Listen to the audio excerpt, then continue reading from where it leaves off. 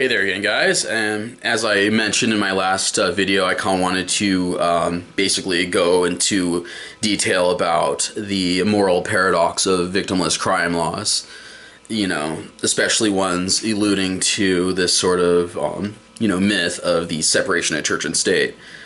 Now, I did kind of imply that the separation of church and state and victimless crime laws were essentially mutually inclusive, which isn't entirely the case, actually. I excuse me. I kind of wanted to basically break down the two main components to victimless crime laws. And there's the religious based components, and then there's also the kind of assumption of self-harm component. So anyway, yeah, like I mentioned in my last video, I did go into detail about the war on drugs.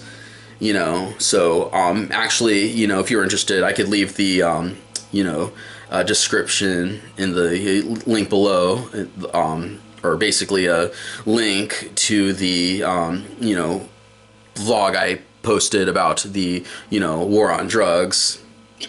So if you wanted to check that out to get a kind of understanding of where I stand on this, basically the victimless crime laws regarding drugs in general, I do kind of break it down to five main reasons why we should basically end the war on drugs and legalize, tax, and regulate all drugs. And when I say all drugs, I do mean all drugs, not just marijuana, but anything from LSD to cocaine to heroin, to ecstasy, meth, PCP. But anyway, yeah.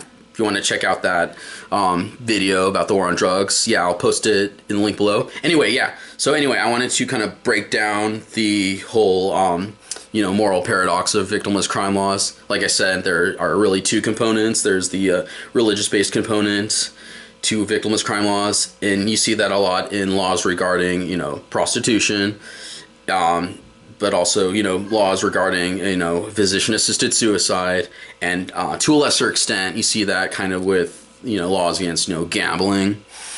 But yeah, anyway, the other component, the assumption of self-harm component, you see that with the like I said, the laws regarding drugs, specifically recreational drug usage.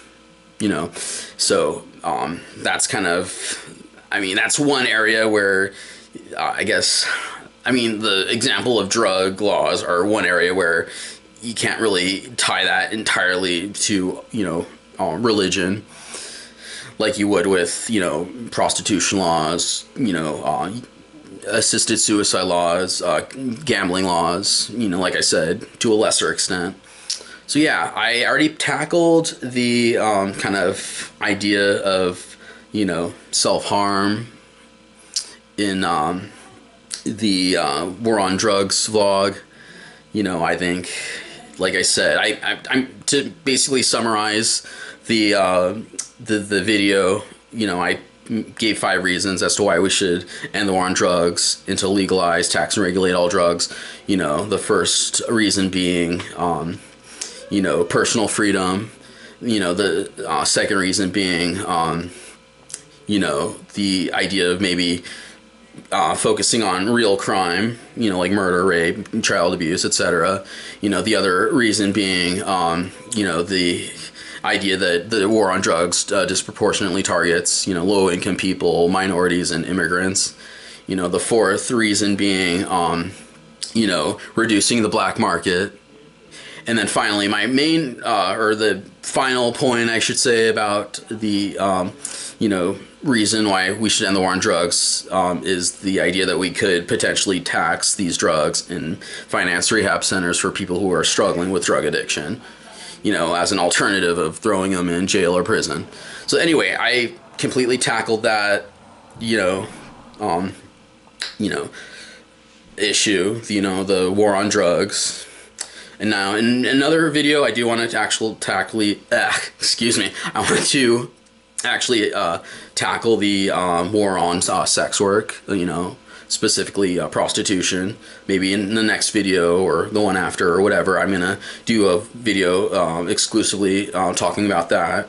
And there is a huge parallel between the two, between, you know, the war on drugs and the war on, you know, prostitution.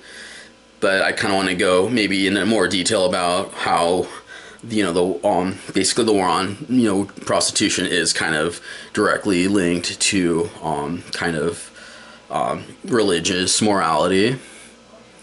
And, you know, and then another video I kind of want to go into detail about, you know, physician-assisted suicide and how that is directly linked to, you know, religious morality, you know, just like the laws regarding, you know, sex work or, you know, prostitution. But yeah, anyway, to break it all down, you know, the moral paradox of, you know, victimless crime laws, you know, stems from this basically idea that, you know, when we criminalize you know, victimless act, we're just basically turning people into victims of the law.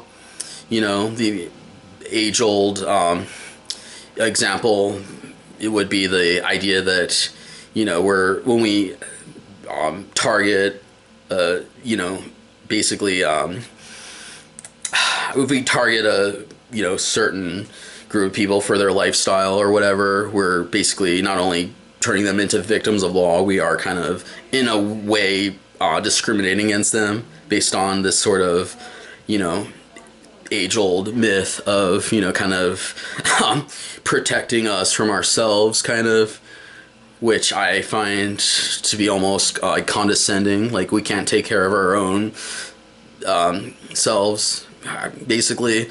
You know, if we kind of want to give basically, you know, this sort of green light to, you know, criminalize kind of just basically innocent behavior based on this kind of idea of, you know, control, you know, controlling the masses. So, you know, when I say, like, you know, like laws trying to, you know, protect us from ourselves, you know, I'm not just talking about, like, you know, drugs or even, you know, prostitution or, you know, euthanasia or whatever. I'm also talking about, you know, like seatbelt laws, you know, helmet laws, you know, etc.